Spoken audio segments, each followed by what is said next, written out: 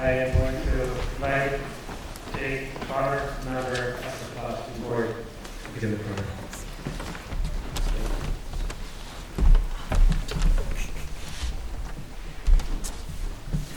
Thank you everyone for coming. My name is Jake Trotter, and I'm a member of class of 2020. Before we begin, I'd like to take a moment to reflect on the magnitude and significance of what's brought us all here today. Our guest tonight, Madam Marthe Cohn, is one of the last of a generation who hold living memory of the Holocaust. She's a testament to the perseverance of humankind and to the inherent potential for good we each hold within us. And I'm sure the story will resonate with all of us as much as it does with me. My middle name, Franklin, comes from my great-grandmother Frida, who in 1939 fled the Nazi terror from Belgium to Spain and then finally to Cuba, with my one-year-old grandfather in tow. Frida's story is a part of my name and has become a part of me. My hope for every person here is that when we walk out of this room, Marthe's story will become a part of you. Because describing the Holocaust as just the death of 6 million Jews conjures an incomplete picture. It was the goal of the Nazis to completely eradicate the Jewish people in all forms. Books were burned, schools emptied, places of worship decimated, records lost, and whole histories muddied and blurred. And so by being here, by being active in the preservation of this precious history, we become a part of it. We become living proof of the survival of Judaism and a testament to the victory of life over destruction and hatred. At a place like Princeton, where there are brilliant events and opportunities like this every single day, it takes conscious effort to disrupt our schedules and come and attend this event. And I'd like to appreciate everyone here that's made that effort. I'd like to offer my special thanks to the Sharps family of Bond House at Princeton for organizing the event, and to our sponsors, the Office of Religious Life, the Center for Jewish Life, the Carl Field Center, the Bose Center for Peace and Justice, Campus Conversation on Identities, the German Department, the Bodies of Mercer County, and the Undergraduate Student Government Project Board for their role in making all of this happen. And now I would like to welcome Giddy Webb, co-director of the Body at Princeton, who will introduce Madam Marthe.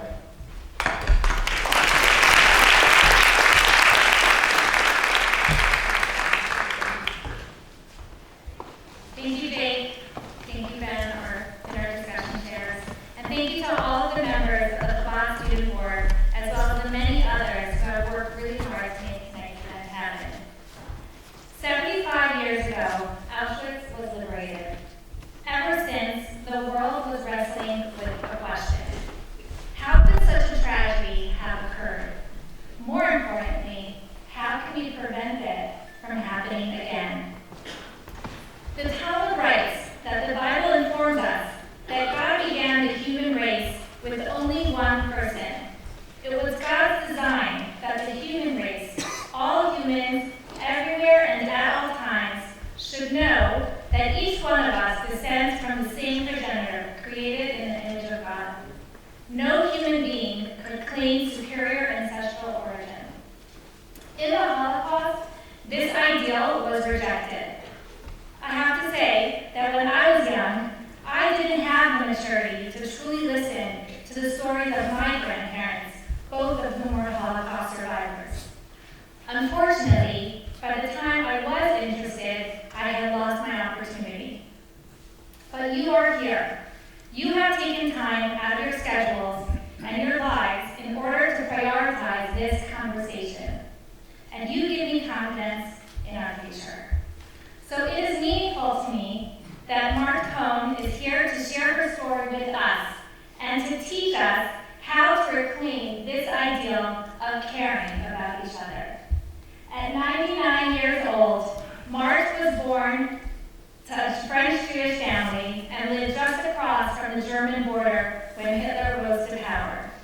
As a member of the intelligence service of the French First Army, she retrieved inside information about Nazi troop movements by slipping behind enemy lines as a spy. She is an eyewitness to the horrors of the Holocaust, an incredible woman with an unbelievable story of courage and persistence. She has won multiple awards, including the Croix de Guerre, France's highest military honor.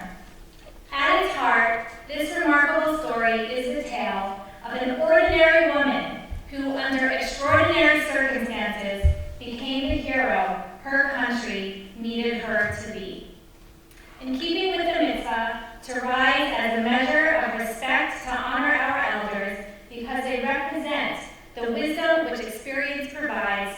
Please rise if you are able and welcome Marthe.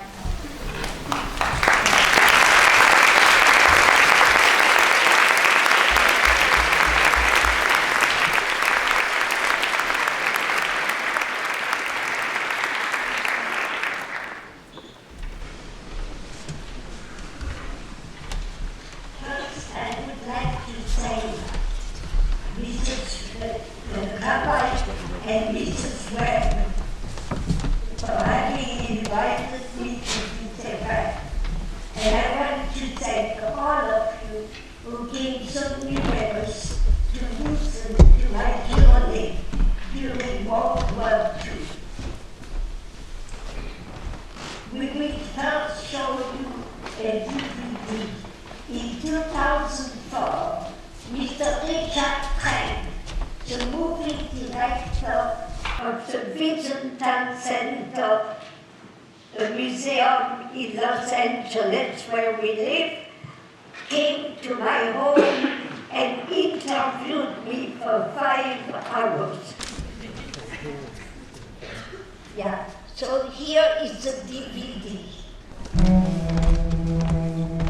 How does a young girl from a devoutly Orthodox Jewish family end up becoming a spy whose efforts helped to bring an earlier end to the war in Europe in 1945? The answer to that is Cohn, born Marthe Hoffnung, kept to herself for the better part of a half-century. Born in 1920 in the French town of Metz in the Alsace region of France near the German border, Marthe was one of 7 children. The family was quite religious, but at the same time mixed easily with their non-Jewish neighbors. But with war clouds on the horizon in September of 1939, the Hoffnungs and many of their Jewish neighbors decided to move to a safer part of France, away from the German border, to the town of Poitiers, southwest of Paris. However, they were not safe for long.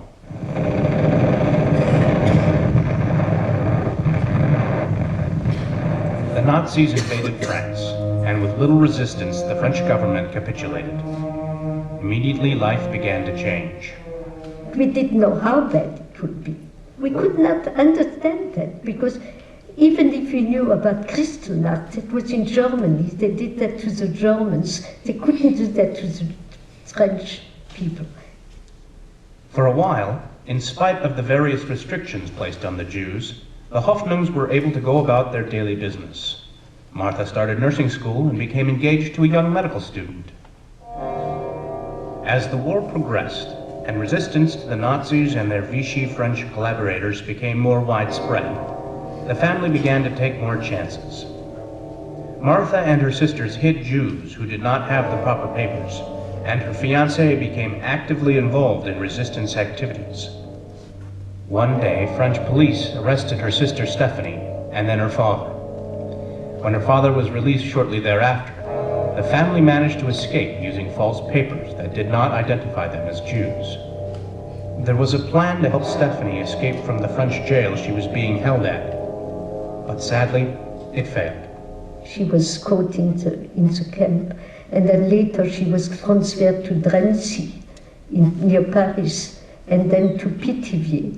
And she wrote that they were going to be deported that afternoon of Yom Kippur 42. Most of the Hoffnung family went to the mountains to join an older brother who was head of the resistance there. Marthe finished her nursing studies in Marseille, occasionally getting the chance to rendezvous with her fiancé Jacques. Then, in the summer of 1943, she went to Paris to work for a month in a hospital, traveling again under her false papers. She met briefly with Jacques.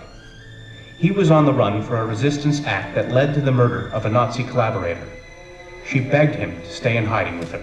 And I told him, you cannot go back to Poitiers. You have immediately to escape and go south and go to Spain, and I will join you. But he said he has to go back to his family is in Poitiers. His brother is there. He will tell them goodbye and live with his brother and his friends as soon as they can. And he left after his examination. He left, and He promised me to write me every day, and 3 letters arrived, and the 4th one never came. She soon learned that Jacques had been arrested along with his brother and several friends. He was tried and then executed for his resistance activities. Broken-hearted, Marthe returned to Marseille, graduated from her nursing studies, and then moved back to Paris to work for a registry. She remained there until the Allies liberated France. When we heard on the radio that the troops were entering Paris, all the church bells started ringing, and we opened our windows and we all sang the Marseillaise. The whole city was singing the Marseillaise. Almost immediately after the liberation, Marthe enlisted in the French army, where initially she worked as a social worker in the Alsace region of the country, close to her hometown of Metz. When her commanding officer learned that Marthe spoke fluent German, he recruited her to join Army intelligence. I was introduced to Colonel Bouvet. He told me he needs me to interrogate people, to know what's going on, to know how the strategy of the German, if they are retreating or not retreating, and how many people are there, all this military information. After procuring information from Nazi POWs, Marthe was ready for her spy mission. It involved crossing the border from Switzerland into Germany to see how entrenched the Nazis still were. She would then have to pass that intelligence on to the Allies. It took more than 13 tries, but Marthe made it over the border into Germany. Her cover was that she was a German nurse trying to find out what happened to her Nazi fiancé. One day, she came upon a group of German soldiers who had retreated from the Allies. And we were walking, and among us was a non-commissioned officer who was an SS, and he was raving about the Jews, how much he had killed Poles and Jews and all that. And he loved, and he smelled Jews a mile away. That's always what they say. He was going back to the Siegfried line. He had been wounded, and he came back from the hospital. And as we walked, he fainted. So I was a good German nurse. I took care of him. From this SS soldier, Marthe was able to obtain important information about exactly what was going on at the Nazi front lines. Making her way back to the Swiss border, she was able to transmit her report with the help of a Swiss farming family. Marthe then crossed the border again and made her way back into Germany to see if there was anything else she could uncover. I walked to the Siegfried line to see what's going on. And when I arrived at the Siegfried line, they were all gone. The last travelers were leaving. And they told me that the Siegfried line is empty. Do you realize what an important information that was? The information Marthe uncovered helped to shorten the Allied effort to defeat the Nazis and saved untold numbers of lives. For the better part of a half-century, Marthe did not talk of her experiences, even with her family. But in the mid-1990s, while visiting in France, she made a request for her French Army records. When officials at the French archives saw her file of commendations and achievements, the wheels were put into motion for her to be awarded the Médaille Militaire, one of France's highest military honors, and the same medal awarded to Sir Winston Churchill by the French government. Why was she so quiet about her exploits over the years? It was not modesty, but I thought that nobody would believe me. Usually a spy is a very tall, good-looking woman, and I didn't feel I was that type of person at all. I was a very unlikely spy.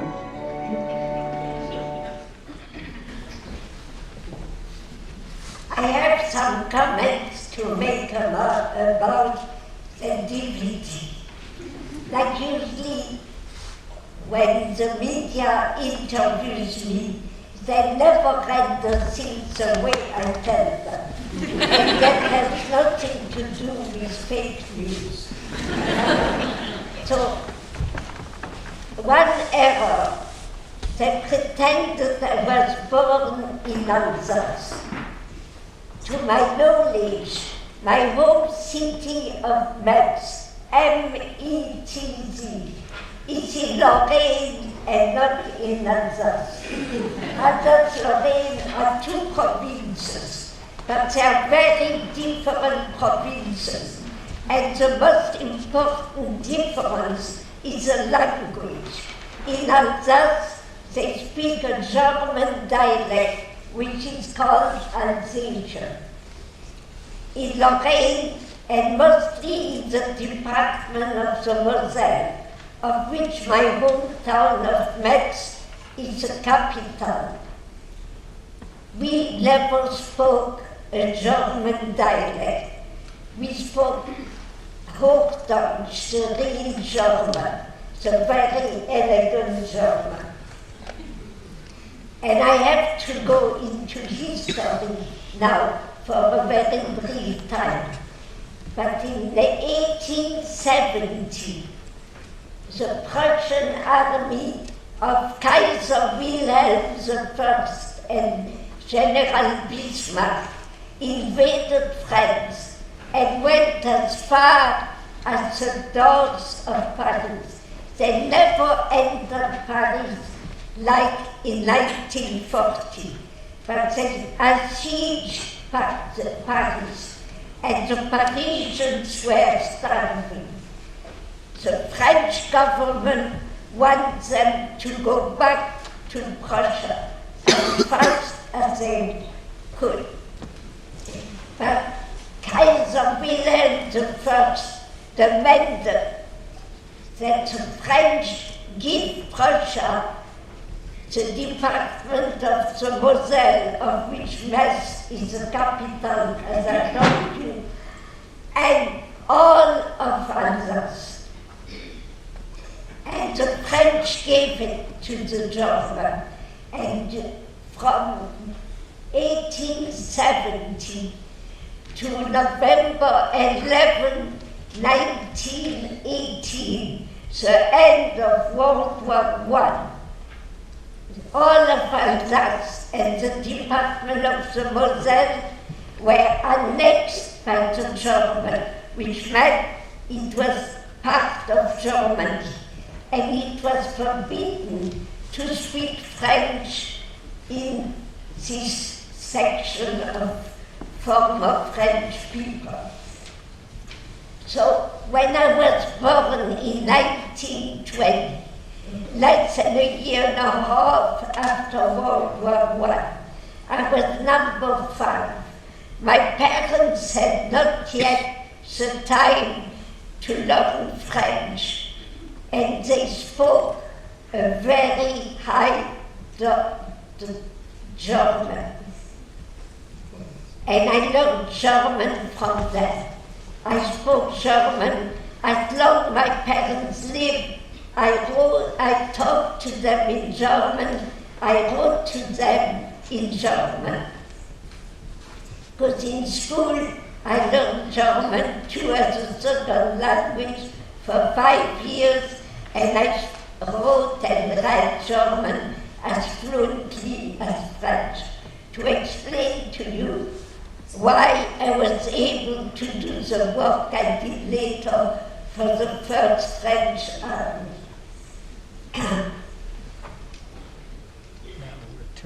Yeah, now, the second error in the DVD is much more important. My sister Stephanie was not arrested by the French police. That's absolutely not true. In my book, I wrote that she was arrested by the Gestapo. The Gestapo was a German police unit, the best known, which served the German government and the German army. And when they come to your home to arrest somebody, they don't tell you to what police unit they belong. So we thought it was the Gestapo.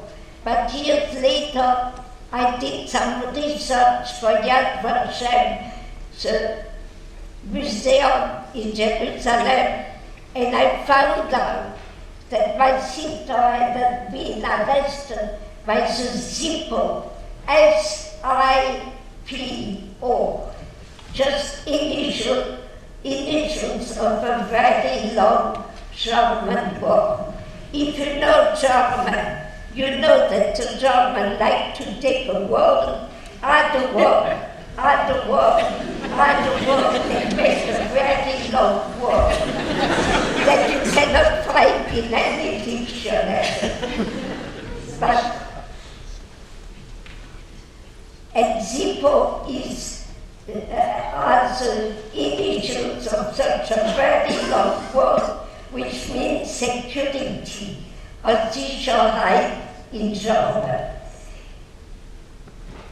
Hitler signed a decree in March 1942, creating the SIPO, because in 1942 he was very worried. In Vichy, he had Maréchal Pétain, who governed France in Free France, which they called Free France. It was not very free. And Maréchal Pétain collaborated 100% with the German government and the German army.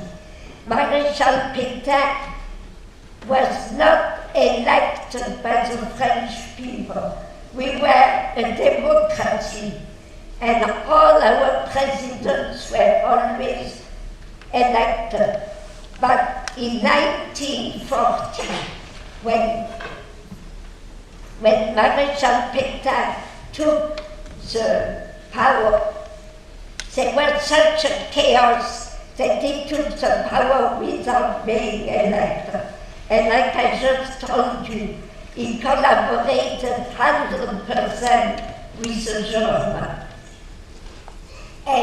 But Hitler was very worried, because here he had the head of the French government in Vichy helping him, but the resistance started to become better structured and more efficient. So the SIPO had two tasks: to fight the resistance and for the Jewish question, of course. And my sister was arrested in June 17, 1942, to show you how efficient the German army was. The decree was signed in March 1942, and in June, the SIPO was already in all countries in Europe occupied by the German army. And they were already arresting people. They probably arrested people before my sister was arrested. My sister was arrested for resistance acts. She and I, we saved hundreds of people who rang our bell every day. We didn't know who they were, we didn't know from where they came, but they needed help. And the help consisted of crossing from occupied France to non-occupied France. And we had a farmer in Dienne, D-I-E-N-E-1, a city, a small city, very close, about an hour by car from Poitiers. But in 1942, the French had no more cars, so the people who needed to go to that farm had to walk or take a bus. And these people asked us to cross from occupied to non-occupied France. 3/4 of France were occupied by the German army, and 1/4 was under the governance of Maréchal Pétain. So, the farmer, Mr. Lloyd de Goux, had a farm in DNA which was partially in occupied France and partially in non-occupied France. So once on his farm, it was very easy to go from one sector to the other. And he had thousands of people, and he never asked for penny. He did it by pure patriotism, risking his life and that of every member of his family.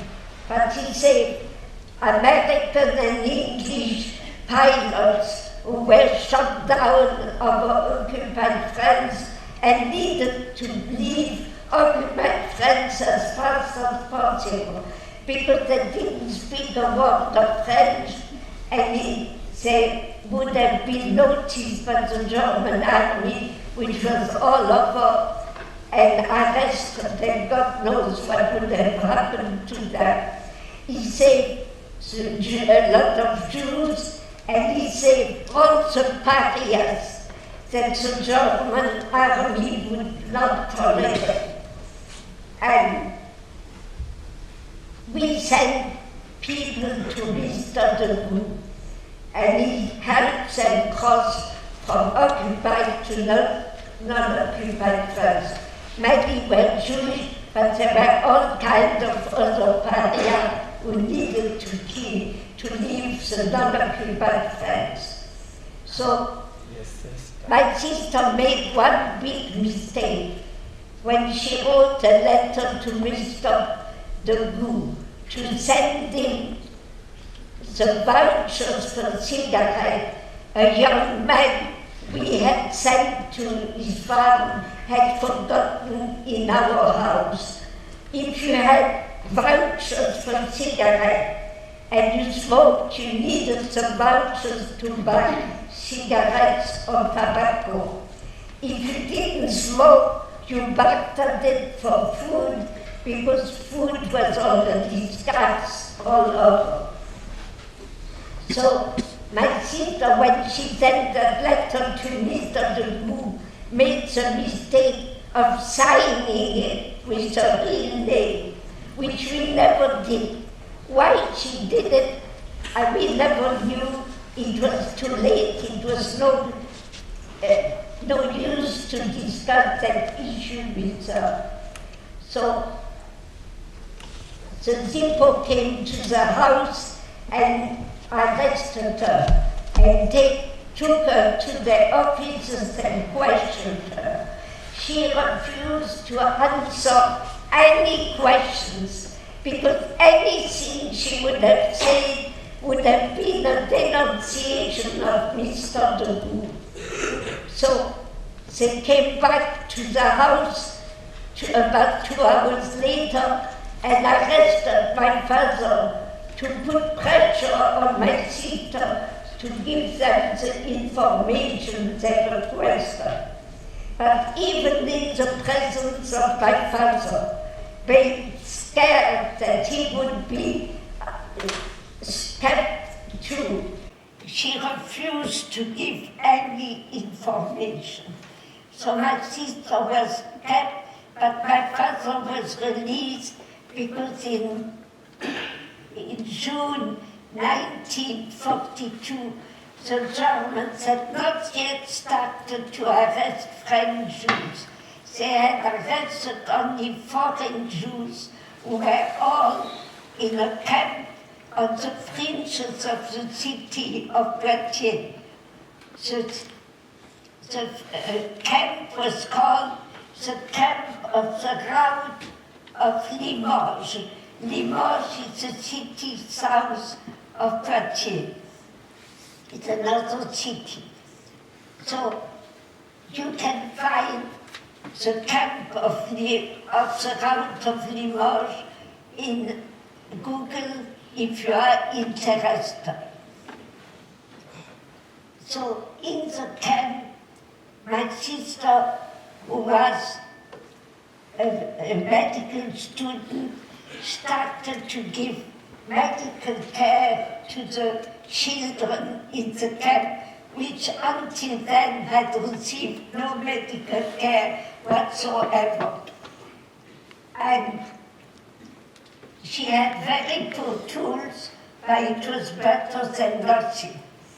And when we, the family, organized that she escapes, we had found 2 French guardians in the camp who accepted to help her escape. She refused because she felt that what she was doing for the children was too important. In prison, where she had been for 1 month, and when she celebrated her 21st birthday on July 10, 1942, we could never visit her.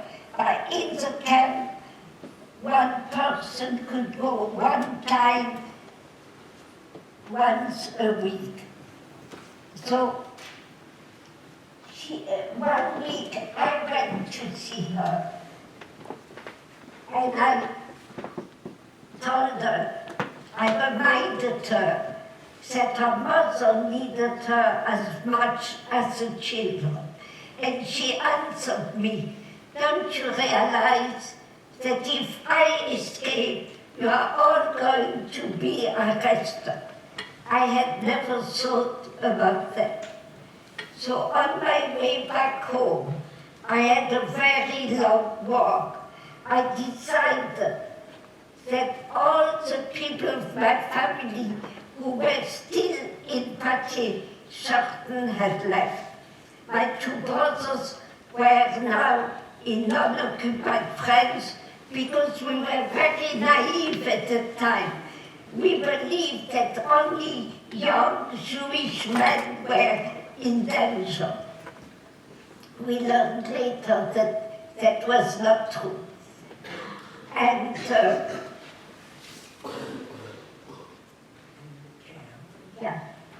in the camp, my sister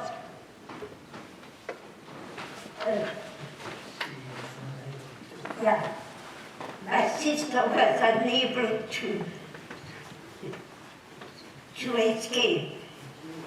But we, all, the whole family was able to escape. And you have to read my book to learn that escape was one of the most beautiful human stories I know during the war. So, my sister later was sent to, after we escaped, my sister later was sent to Drancy first, an atrocious camp near Paris, sent to Pithiviers, which was not better, and on September 21st, 1942, the day of Yom Kippur, which is the most highly Jewish holiday during the year, like Christmas for the Christian, she was deported to an unknown destination. In her last letter, she could not write to us because there was no personal communication between occupied and non-occupied France. So she wrote to a friend in Poitiers, and in the postscriptum she added, at the last rumors, we are leaving for Metz to work, so no need to dramatize. So these last words were the last words she ever wrote, because years later we found out that she had been sent to Auschwitz and she never came back. I would like to honor my sister before I tell my own story. But before I get to my own story, I have another subject which is extremely dear to my heart. I will be as brief as I can. to talk about it. In France, 75% of Jews survived the war. And that is because so many French people, at the risk of their lives and that of every member of their family, helped us, assisted us. And I will give you an example. Several weeks before my sister was arrested, I met in the main street of Poitiers, in Rue Gambetta, Mr. Charpentier, with whom I had worked in the French City Hall of Poitiers. Mr. Charpentier took me to a quiet place in the street and told me I am now in measure of providing you identity cards without the stamp Jew. And I told him, you cannot do that, Mr. Charpentier, because you risk your life, that of your wife and little boy. I had seen pictures when we worked together. And he answered me, if I cannot help you, I cannot live with myself. I asked him how much it would cost to do all this paperwork for us. And he started crying. I was 22 years old. I had not yet made a man cry. I was very embarrassed. So he told me, I do not want any money. I want to save you. And he provided me with his identity cards without the damn Jew, and I hid them.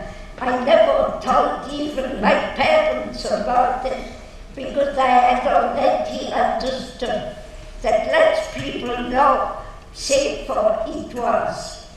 So that's why when I walked back from the camps to our home and decided we are going to cross into non-occupied France, I knew we could do it because we had identity cards for every member of my family still in Poitiers, and that permitted us to cross and to leave Poitiers with the Jewish stamp. With the Jewish stamp. I have to tell you, my husband is my prompter and when I'm off track. So, with the stamp Jew, you couldn't go into any public space.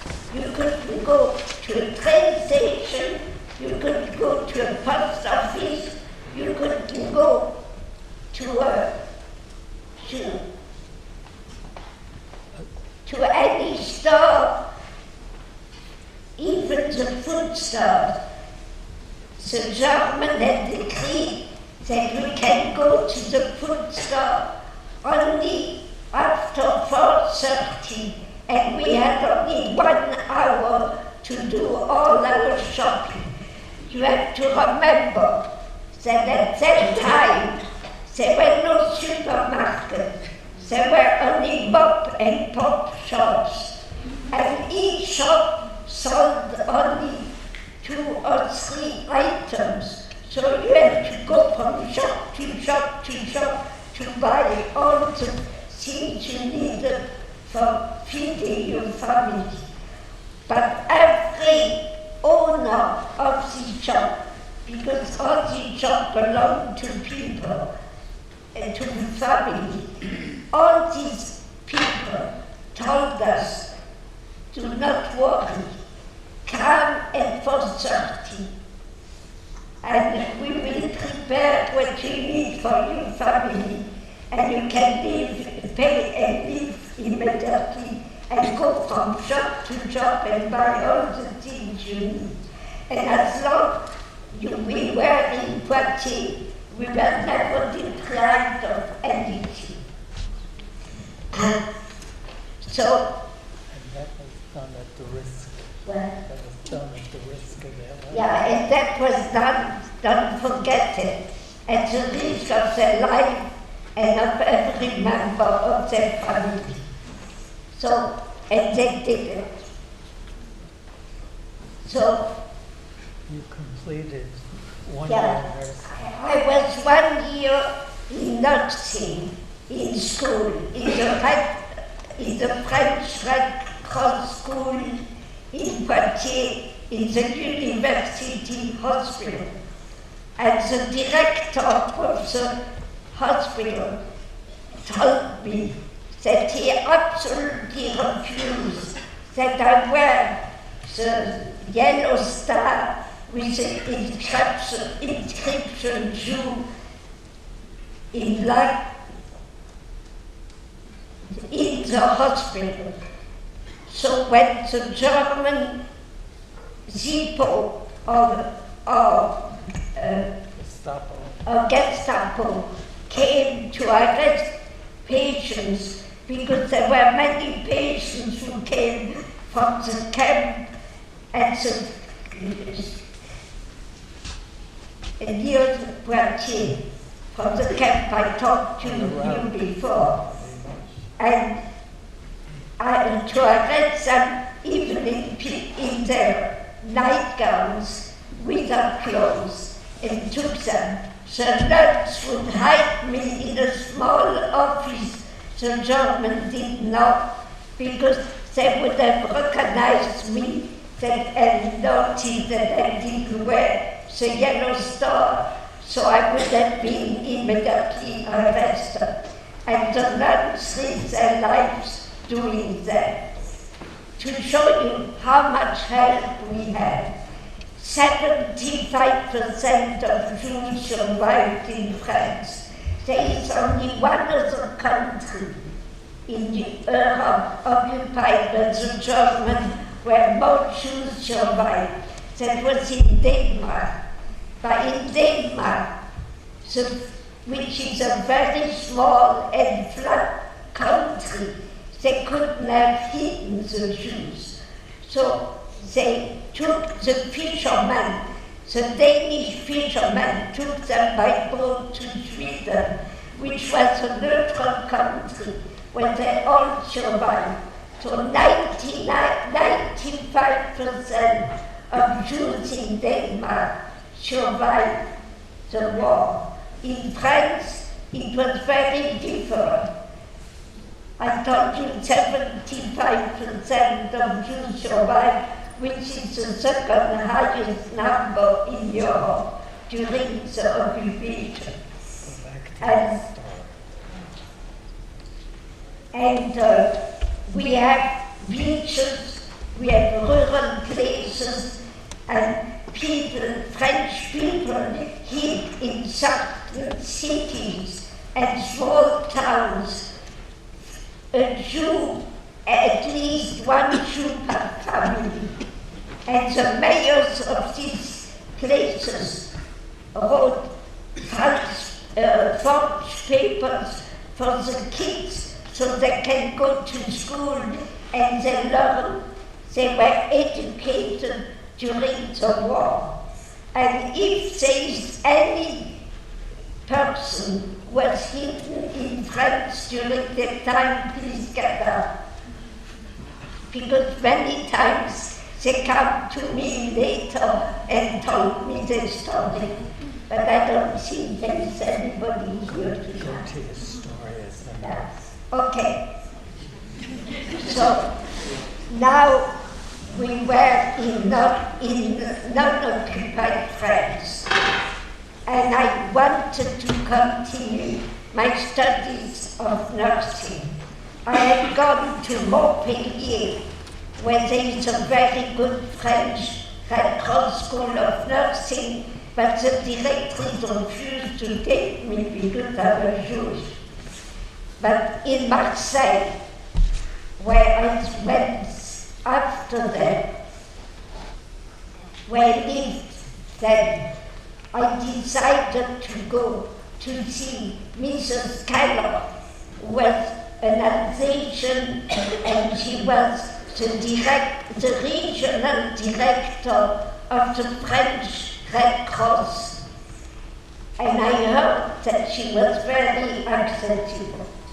So I went to talk to her, and I told her, I am Jewish.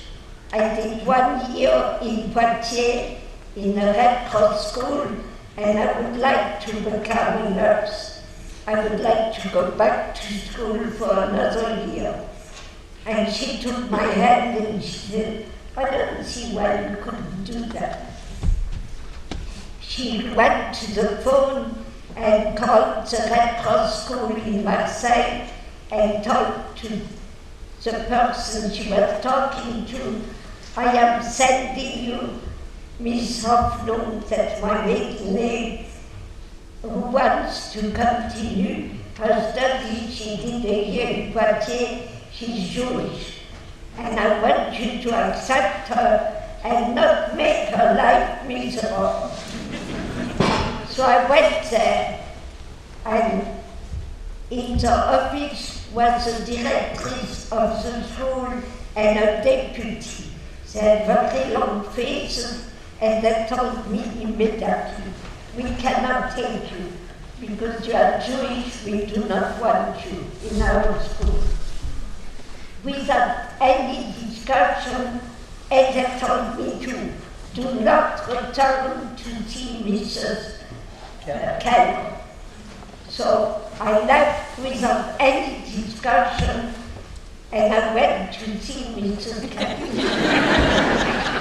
And Mrs. Keller was extremely furious. And she went to the phone and told her, I am going to send her back. And if you don't keep her and don't make her life miserable, I fire you immediately. So I went back. They had still long faces. They accepted me, but they made my life very miserable for several months. But after that, as I never responded to that hostility, they suddenly became quietly nicer and nicer, and my life became much easier. And I graduated in 1943 with my diploma of registered nurse. And I decided, because in Marseille I was all alone, that I was going back to Paris, where my older sister had lived since 1940. And I took a train, which I could do because I had the card without the identity card, without the stamp. And I arrived in Paris, where I worked for an agency. I could not work for a hospital where they would have asked me too many questions. But the agency asked me no questions, and they placed me with a very nice family who needed a nurse for their own mother. And these people never asked me if I was Jewish or not. But one day I told them we were in trouble. We needed to move immediately because somebody had been arrested who knew where we lived, and if tortured, they would have given our address. And they gave us one apartment without any question. And we were saved once more. So to show you how much help we had. And after the liberation of Paris, I wanted to join the French army. And it was very difficult because thousands of people wanted to join the French army. And when I finally arrived towards a person to talk to, it was a woman. And she asked me immediately to see my identity card. I presented that forged by Mr. Charpentier.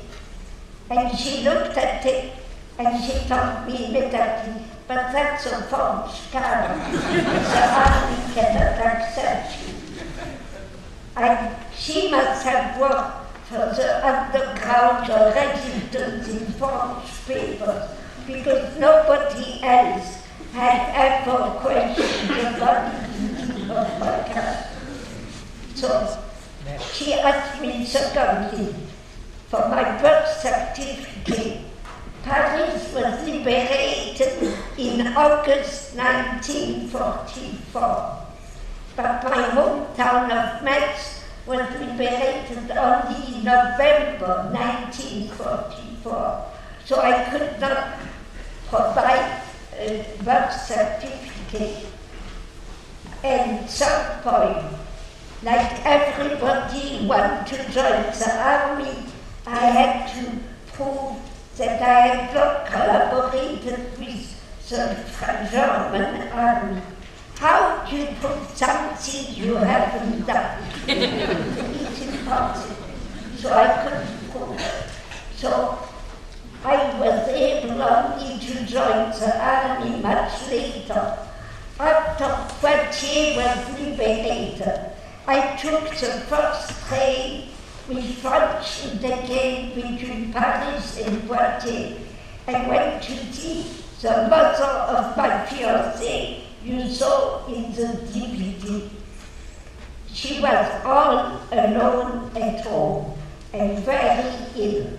Her two sons, my fiancé Jacques was a medical student, and her younger son Marthe was a law student, had both been executed on October 6, 1943, on Mont Valérien in Paris, the worst prison in Paris. And they were the only children of the family. And her husband, who was a great resistant himself too, was in Buchenwald concentration camp. So she was all alone and very ill. I took her to Paris with me and to live with my sister and myself, and we provided her with the medical care she so badly needed. And when she was better, I took her to the cemetery of Ivry, Ivry, a suburb of Paris, where the Germans had buried all the people they had executed. All the executed were in a huge section without any number and any name. But the manager, the French manager of the cemetery had explained to me how to find their tombs. He had told me to be very careful, because the Gestapo was constantly in the cemetery watching who came on the tours. But I came every Sunday. But when Mrs. Delaunay was better, I took her that day to the cemetery, because President de Cohn was going to come to the cemetery to talk to the families of the executor. President de Gaulle arrived with a huge entourage of military chiefs and resident chiefs. But de Gaulle was an excellent general, but he didn't like to mix with people. So he saluted and left. But the chiefs of the residents and the chiefs of the military stayed, and they all came and talked to Mrs. Delaunay and asked her what they could do for her. I was standing next to her, and she told them, Miss Hoffnung, Mademoiselle Hoffnung, my maiden name, would like to was the fiancé of my oldest son, Jacques, and she would like to join the army, but she has not the documents he needs. Can you help? In a few days, everything was done. And I was now assigned to the 151 Regiment of Infantry in Alsace. If you remember, that's where I was not born.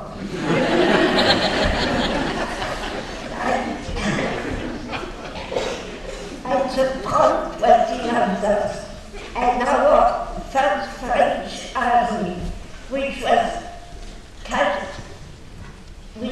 strategically counter-independent, but depended completely upon the resources of the 3rd and 6th American armies, which were in the same sectors in Alsace. So, when I arrived, when I arrived, I was immediately debriefed by a captain of intelligence. There is always one officer of intelligence in every regiment of every army of the world. And he debriefed me because I was the only newcomer arriving that day. And he asked me immediately what I had done during the resistance. And I told him that I had tried to join a resistance group in Marseille and in Paris. And in both cities, I was interviewed in the attics of huge buildings because it was ultra secret. And the chiefs of the resistance just had a look at me. As you have seen, I am very short, but I was taller than I am now, because I shrunk like all people. And I was 4'11". I was very thin, very blonde, with blue eyes and a light skin. And they looked at me and they felt that I had absolutely no substance. They didn't trust me, so they never accepted me. And I told that the captain who said to me, "That's a lot of baloney. You should have gone in the street and killed a shopman." And I answered, "I am a nurse. I take care of people. I don't kill anybody, even the Germans I hate." So he said, "You see, you are not fit to stay in the army." And he too wanted to send me back to my mother. I said, "No, I had enough trouble coming. The headquarters in Paris sent me. I am going to stay." So furious by my attitude, he told me, as a registered nurse, you should be an officer. But because you were such a coward during the resistance, I make you sergeant. And I just shrugged my shoulders because I couldn't care less what training was giving me. So even more furious by my attitude, he said, "And I don't need any nurses. I have enough nurses. You are going to be a social worker." I had all my training was in nursing. I had not the simplest concept of what social worker entailed. But in the army, and they count for all armies in the world, if they tell you you're a social worker, that's what you are. So I left his office and went to the town where all the troops who were not on the front had a room. I was given a room and I slept all night. The next morning I got up and I put on the American uniform I was given, which was much too big for me. But it was warm And that was very important because the winter of 1944 fall, and we were near the Vosges Mountains where it was even colder. So once in uniform, I wondered what I should do because nobody gave me any directive on what was expected of me as a social worker. So I decided I'm going to visit our troops at the front. I inquired, I left the little town in a certain direction, crossed the little forest, and on the other side of the forest was a canal. There are a lot of canals in Alsace. And our troops were on the western side of the canal. The Germans had retreated 7 days earlier on the eastern side of the canal. I entered the foxholes of our troops. They were very surprised because they had never seen a social worker in their foxholes. And I asked them what they needed, and they requested underwear, hats, socks, scarves, blankets, food, reading and writing material. I went back to the town, and the Alsatians were extremely generous and gave me a lot of things for our troop. And I did that for 3 weeks. And one day, crossing the square of the little town where we were headquartered, I met the colonel of the regiment. It was Pierre Fabien. Pierre Fabien, I didn't know the name before because it was ultra secret, had killed the first German at the metro station Barbès-Rochechouart in 1943. And all friends knew that, but we didn't know his name, which was that ultra secret too. But when I joined that regiment, I immediately learned that the colonel of the regiment was the one who had killed the first German in the metro station Barbès-Rochechouart in 1943. So I met Colonel Fabien, and he stopped me, and he asked me to come to his office to answer his phone during his lunch. And he showed me around, and he was very good looking, which doesn't hurt them. And he was very courteous. And he said to me, I am sorry, I have nothing for you to read. There are only German books here. And I answered, that's quite all right. I read German fluently. So extremely interested, he walked back to me and asked me if I spoke German. And I told him yes, as well as French. So he explained to me that in the German army, all males from the age of 12 to old age were all in uniform in the army. So any man in civilian clothes in the streets of Germany would be immediately noticed and arrested.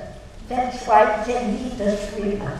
And he asked me if I accepted to be transferred to the intelligence service of the first French army to which we belonged. And I accepted. He left, I sat on a chair, and I wondered in what predicament I put myself when it was too late.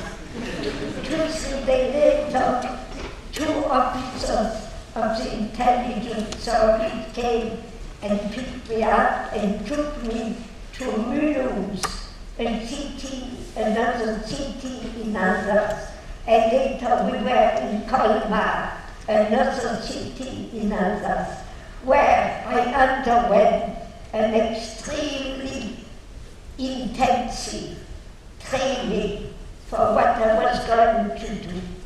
And when the training was finished, I was asked to create my own alibi, because that would stick much better than an alibi given to me. So I created my alibi, presented it was accepted. After that, I was assigned to the Commandos of Africa. In the DVD, you have the name of Colonel Bouvet. He was commanding the Commandos of Africa, to which I was assigned. And Colonel Bouvet asked me first to interrogate German prisoners of war, to learn what was the plan of retreat of the Germans from Alsace to Germany. Every army in the world has as well a plan of retreat as a plan of attack, because you never know how things will turn out. So you have to understand too that we were now in January 1945, and in December 1944, the Germans had counterattacked in Belgium, and that counterattack was so powerful that the Germans almost won the war at that time. But luckily, the Allied armies were able to stop it just before Christmas 1944. But now, in the 1st January 1945, the Germans counterattacked again in Alsace, coming through Strasbourg. And that counterattack again was so powerful that all our Allied armies in the east of France had to retreat west, still in Alsace, for several weeks until we stopped that counterattack. I was among the people who went west with the French army. So I interrogated only colonels and generals.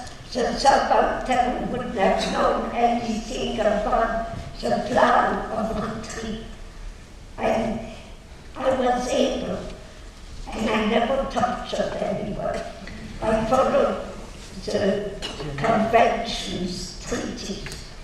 I was able to get information, and I can boast about it, because in one of these medals on the table, the citation, in the citation it says that I provided Colonel Bouvet with very precise information, which was later confirmed, about the retreat of the Germans from Alsace into Germany. That was my first achievement in the army. After that, Colonel Bouvet asked me to cross the front in Alsace, not yet in Germany, but the front in Alsace. And 13 times I tried to cross the front, and 13 times I was not successful. There were many reasons. During the war, things changed very fast. Everything is very fluid. And when I was given directives and military guides explained to me how to proceed from A to B on the ground, and what I will find and how to proceed to be able to do what I was supposed to do. But when I arrived where I was supposed to be and found certain things, I couldn't find anything, so I couldn't proceed. That's one of the reasons. There were many reasons. Another reason is that the military guides who told me exactly how to proceed on the ground are humans, and they make mistakes. Twice the military guide gave me wrong information. I will give you an example. One night, because I was already taken very late at night, in a jeep, 2 officers drove me to a certain road in Alsace. They stopped the jeep near a huge field covered with snow. We got out of the jeep and they explained to me that I had to cross that field covered with snow and go northwest to a small town where I would find a group of German soldiers who were going to retreat somewhere still in Alsace, not yet to Germany. Follow them, mix with them, follow them, and send back as much information I could. I had a small suitcase with my clothes, of which I had taken all the labels off so nobody could tell that my clothes came from France. But I had no mark, no arms, No compass, no compass, no flash. nothing in writing. Everything I needed to know was in my memory. So I had no radio. I took my little suitcase and I started to walk on that huge field covered with snow, and suddenly I heard a huge crack, and I found myself submerged in the ice-cold water of the canal. I told you before, there are lots of canals in Alsace. But the military guy had forgotten to tell me that there was a canal in that field. So I popped up and I tried to grasp the edge of the canal. But everything was so frozen. It was in February 1945. Everything was so frozen that I couldn't grasp sufficiently to get out of the canal. I was much heavier now. I was drenched in that ice-cold water from head to toe. So it took me a long, long time to get out of the canal, to find a place where I was able to get out of the canal. I walked all night and I never could come. At daybreak, I noticed that the print of my shoes showed that I had walked in a circle all night. And years later, I read in a magazine that by a very dark night, and you have no compass and no other marks to help you then, you are going to walk in circles. And that explained to me why I had done that very strange thing that I had never understood. After that, the captain who directed my little group of intelligence decided that I was going to go into Germany, but through Switzerland. Now Switzerland was neutral. The Swiss had high the Germans, as long as the Germans were successful. Now we were successful, they were helping us. That's neutrality. So I was taken by one officer to Basel, a city in Switzerland, where I met again. I had met him before. Colonel Reiner, a fictional name, was the head of the Swiss intelligence in the customs and in Basel. And Colonel Reiner accepted immediately that I crossed from Switzerland into Germany. He called an agent, Mr. Lemaire, another fictional name, to take me to the border. And Mr. Lemaire took me by car to Schaffhausen, which is very close to the city of Singen, S-I-N-G-E-N, the first city in Germany where I was supposed to go.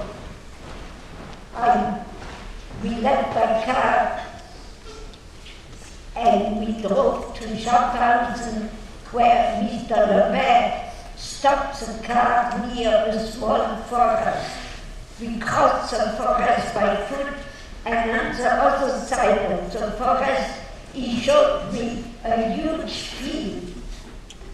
There are lots of fields in my story. Bordered on the north-east by a country road, a narrow country road. The forest and the field were Switzerland, but the road was Germany, and there was no barrier at the width of the field. That Mr. Lemaire told me that was the only part of the Swiss border with Germany where there was no barrier. You could walk from the field onto the road, but the road was under surveillance of two German military sentinels, heavily armed, which came one from the western edge of the width of the field, walked on the road until about the center and stopped. The other sentinel came from the east, met him from the west, met him, and they thought 2 or 3 seconds, turned their back and walked back to the edge of the field. And they were doing that constantly, 24 hours a day, night and day. And Mr. Lemaire told me, as soon as the two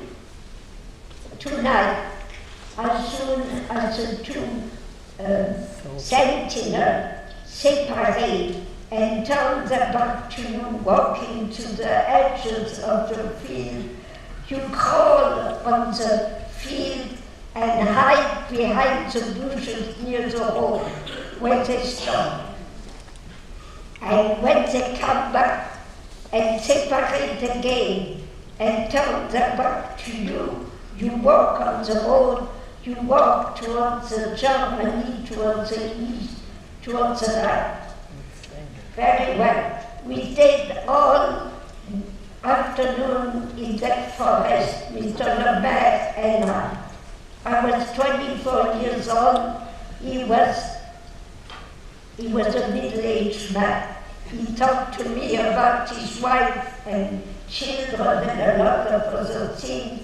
But in the middle of the afternoon, with a very strange smile, he said to me, "You may be killed tonight, so why don't we have a good time now?" But that was not on my agenda. So after that we talked about other things. But the evening he told me, now is the time. I took again my little suitcase. Again, I had taken all the labels off my clothes, and I had again no arm, no compass, Nothing written. nothing yet, no map, nothing written. Everything I needed was in my memory. But I had two new things in my suitcase. I had vouchers for all the things I would need in Germany. For hotels, restaurants, food, transportation, for everything I needed, everything was on vouchers.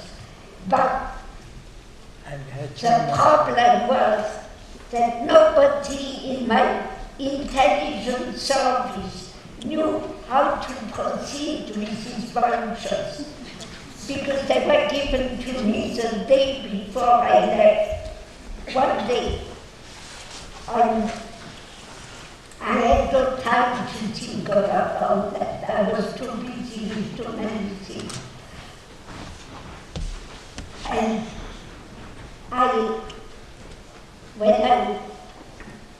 towards evening, when Mr. Lemaire told me now is the time, I took my little suitcase and I crawled along the road and the field and hid behind the bushes near the road. And everything was perfect until now. But suddenly I realized the immensity of what I was going to undertake. And I remember that I didn't know how to use the vouchers, and which was a question of life here. But suddenly I remembered something which clicked in my brain, which made me get up, take my little suitcase and walk on the road towards the German and came back from the eastern edge of the Windsor field. I raised my right arm, Hitler, and he asked to see my identity card. I was now called Marthe Ulrich, and I told you I had a whole alibi. So when I met him, he asked for my identity card. I gave it to him, and I wondered if he too would discover that it was a forged card by my intelligence service. But he gave it back to you with a question. I was now in Germany. I have to ask all of you, and Rabbi too, are you willing to listen 15 or 20 minutes more that I can finish my story? Are you willing? Thank you. In the DVD you saw that I was in Freiburg, and I did not know what was going on in Germany. That was one of the purposes of my being sent into Germany for military information, but also information on how the civilians were reacting to the war and were behaving, which was very important for the Allied armies which were going to invade. So I was watching what was going on, and I noticed that the Germans, if they had to walk in daytime, they walked in a group, because there were no transportation in daytime because of the Allied bombardments. The transportation was only at night. No plane, no train, no buses, no military cars would transport people in daytime, only at night. I told you because of the Allied bombardments. And if the Germans in daytime wanted to go somewhere, they walked. And they always walked in groups because Germans don't like to be alone. So I joined the group which was going in the direction I wanted to go. And in that group was an SS who came back from the Russian front. And he told us immediately that he was shot on the Eastern Front, and he came back from the hospital, and he was now assigned to the Siegfried line. And he, as we walked, and I walked next to him, he told us that he smells a Jew a mile away, but this morning his smell was pretty bad. So, all the horror. yeah, so as we walked, he told us about all the atrocities which occurred on the Eastern Front. The Germans had committed atrocities on the Western Front in France too, but nothing was comparable to what was occurring on the Eastern Front. It was 1,000 times worse after what he told us.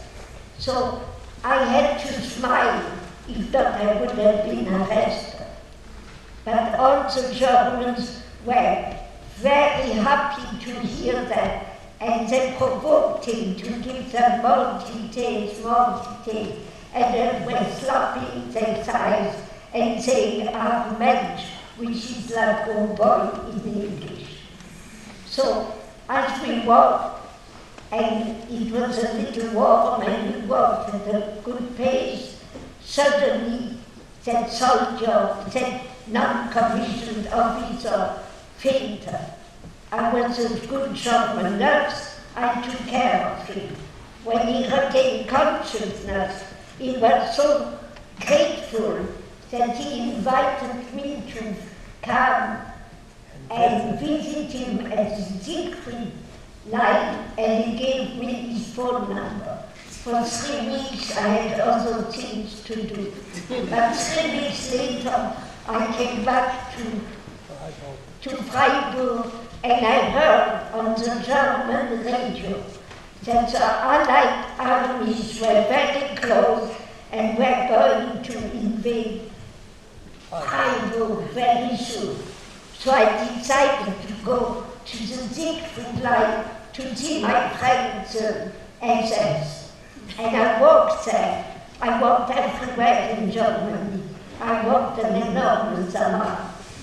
And when I arrived at the Siegfried line, I discovered by meeting the last travelers were leaving that the Siegfried line had been completely evacuated.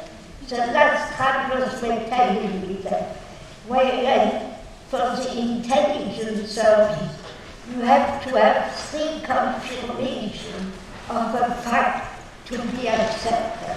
So I talked to several travelers who were living independently, and they all confirmed to me that the Siegfried line was completely evacuated.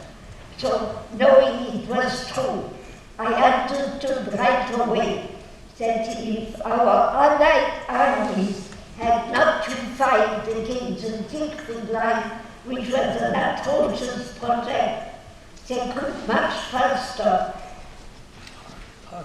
occupy the rest of Germany and terminate the war.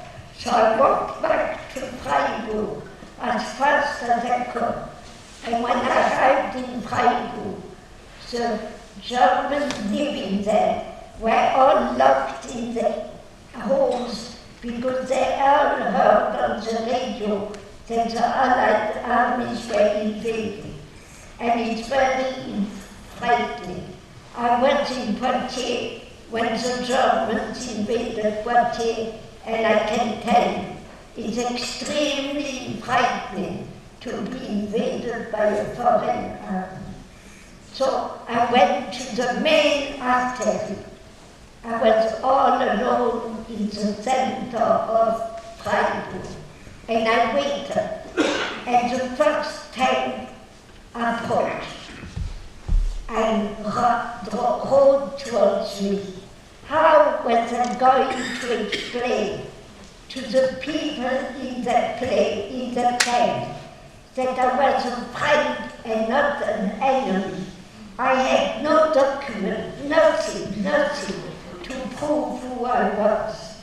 So I went in the middle of the street and I raised my right arm. I cannot do it anymore. I raised my right arm as high as I could, and I made the victory sign of Winston Churchill.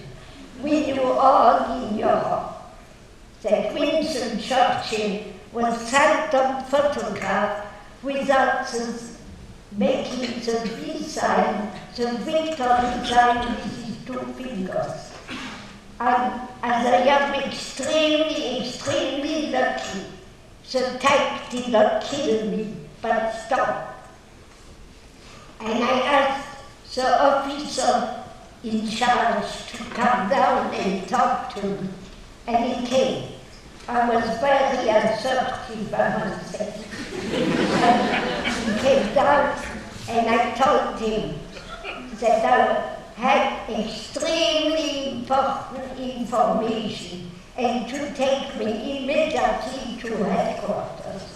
So he took me, and I arrived in headquarters where I met Commodore Petit of the Second War, another regiment for North Africa, because the First French Army, all the regiments came from North Africa. And I told Commodore Petit what I had found at the Siegfried line, and he was very suspicious. He told me, "You tell me that's the truth. It may be a trap." So I took a pencil and a paper and wrote a phone number, because we had the same technology as the American Army. We could call any service on the field. And he talked to my service, where he was reassured that he could trust me, and they were happy to know that I was still alive, because remember, I had no radio, so I couldn't communicate very often. So Commodore Petit sent a patrol to the Siegfried line, which came back hours later and said that's true. The Siegfried line is completely evacuated. So I was a very important VIP that night at the French headquarters in Freiburg. Commodore Petit invited me for dinner, and he gave me a room, and the next morning at breakfast, he asked me if I wanted to be going back to my service. I told him no, my mission terminates the day of the armistice. I have today, this morning, to cross the gate from south of Freiburg. But I asked him for huge sources. I asked him for a bicycle, because I was tired of walking. So he gave me a bicycle, and riding down from a big summit, there are big mountains in the south of Germany, I saw stopped along the road a group of German military ambulances. The colonel was a physician. I recognized his uniform immediately, and his entourage was standing there. So I stopped to inquire what was going on. If you are from the intelligence service, when you see something unusual, you always stop to inquire what's going on. And the colonel told me that that night they were going to cross into Switzerland, which was very close by, and from there to Austria to prevent becoming prisoners of war. And he asked me from where I was coming. And I told him that that morning I had escaped from Freiburg because I was terrified by the French army, which had Moroccan, Algerian, Tunisian, and black soldiers, which was absolutely the truth because we had colonies in these countries then, and the people were in our army. But if you remember how crazy the Germans were, you can realize how what I told them impressed them. I was now a model of a German patriot. And the colonel told me, don't be so afraid. The war is not terminated. And he told me exactly where the remnant of the German army was hidden in ambush in the Black Forest. And that information, which was the capital information, I had to get to my service as fast as I could, and I had no radio. So I went myself into Switzerland with the letter written in French. I did not take the time to code it because that would have taken too long. It was too important information. And I wrote that in French and I put it in my left pocket and my hand on top of it to protect it. Big protection. I went into Switzerland because before I left Basel, Colonel Reinhardt told me, if ever you have trouble, go into Switzerland, find a Swiss gentleman. They are all over and they are very reliable. Don't tell him that you are French agent. Tell him you are Swiss agent. And talk to him and ask him to help you. So that's what I did.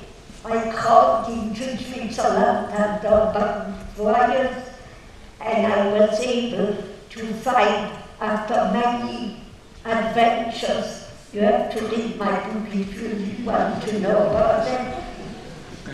I finally found a Swiss customer, and I gave him my letter, which he sent to Colonel Reinhardt in Basel, which was very far, and I knew that later that Colonel Reinhardt had gotten it that same morning before 11 o'clock. And that letter, he read it because it was in French, and he wanted to know what was going on, and then he gave it to my service. And that's why I got all these medals. Thank you very much.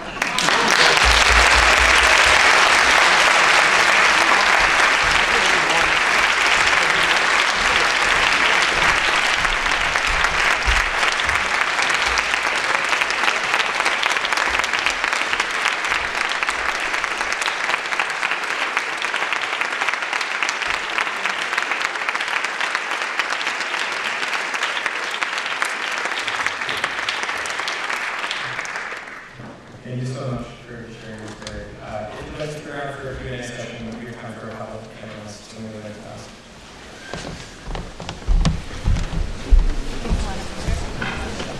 You asked a question. When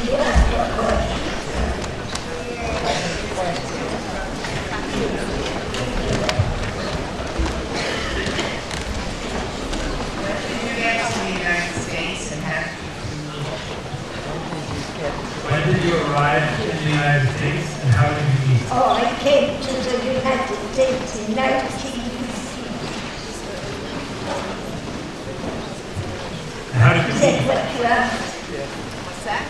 Yes. 1956. How did you two meet? Oh, I met him in 1953 and he invited me to America.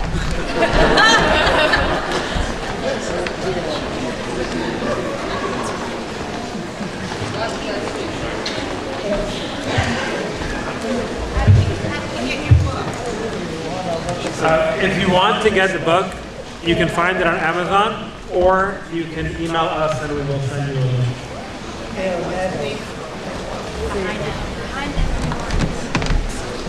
It's called Behind Enemy Lines. Also, as you're going out, if you want to see all of the medals which Marthe has received, looks like about 500 or so. Yeah. Please do come out because all of this is original. And if you're welcome to come out and speak to her. She'll tell me that she will say as long as anybody has questions. Please come out to the top and